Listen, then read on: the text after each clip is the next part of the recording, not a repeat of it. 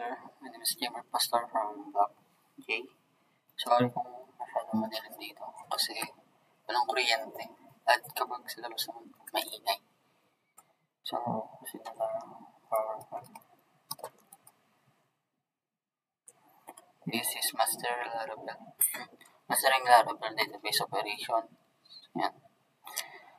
Welcome to Guide of Laravel Database Essential and Presentation Cover Key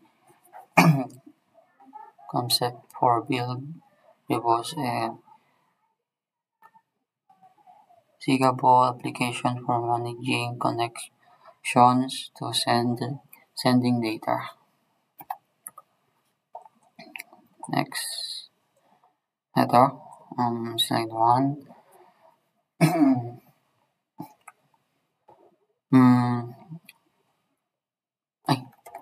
Pala.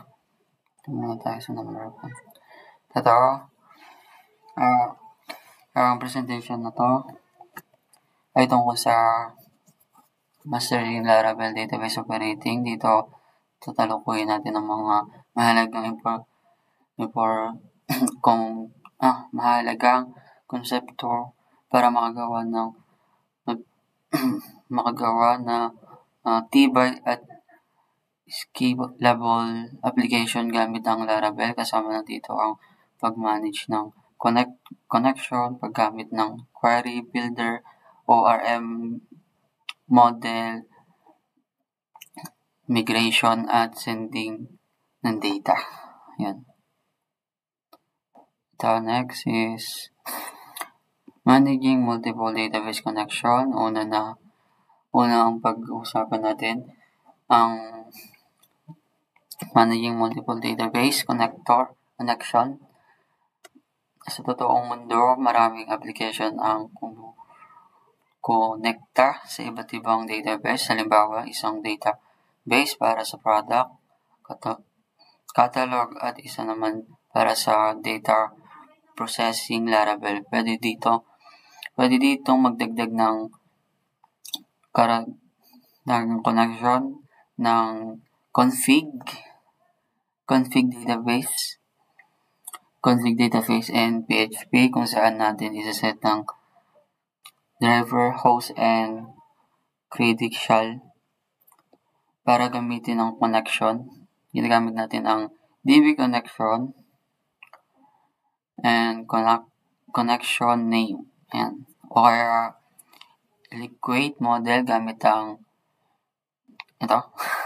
connection property.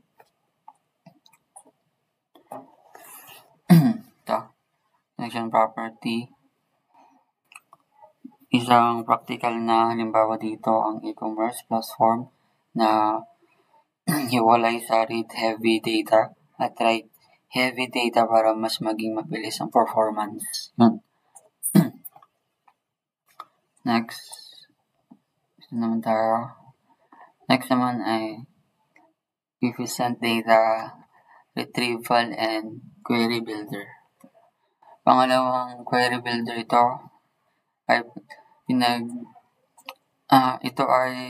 nagbibigay ng fluid na at convenient na paraan para gumawa at magpatakbo ng database queries. Pwede tayong gumamit dito ng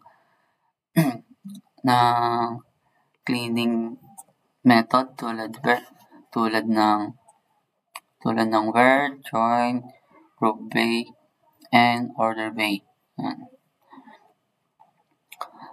Bukod doon, built-in na rin ang security dahil protektado tayo laban sa SQL injection at dahil efficient ang query builder, nakakapag-retrieve ito ng website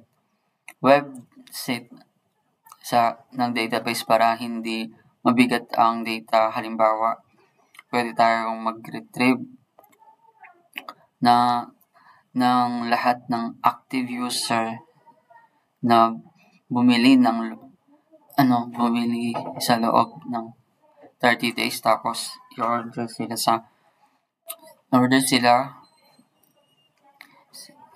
database sa total spend nila. The next is Eloquate ORM model, immigration and schema management. Sumunod ay ang SQL ORM. Sumunod ay ang Eloquate ORM. Ito ay ginagamit para i-map ang database table sa pamamagitan ng object-oriented na paraan. Halimbawa, ang isang user model ay pwedeng ma-handle ng lahat ng user-related interaction tulad ng post at customer. Kasama na rin dito ang migration at parang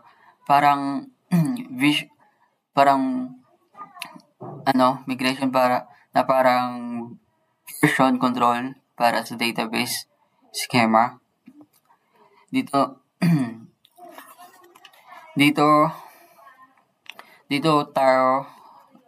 pwede tayong gumawa ng bagong table, magdagdag ng columns o baguhin ang existing structure nang hindi mano-mano ang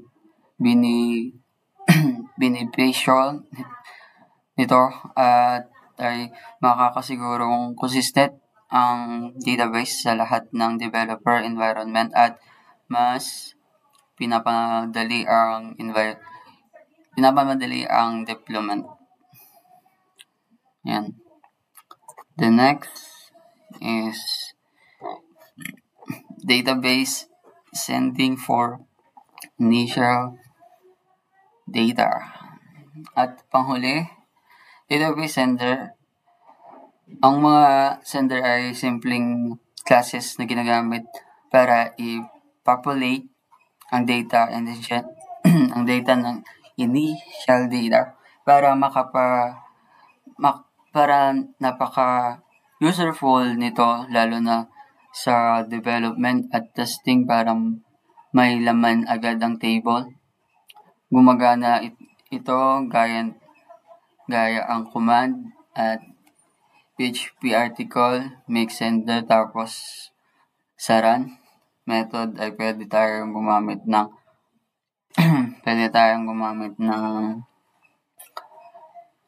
factories of query builder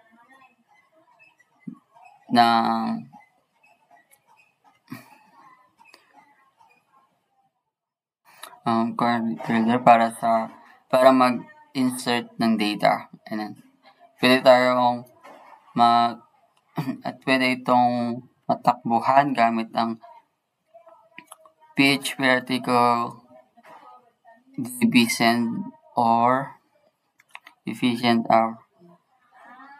Isang magandang halimbawa ay kapag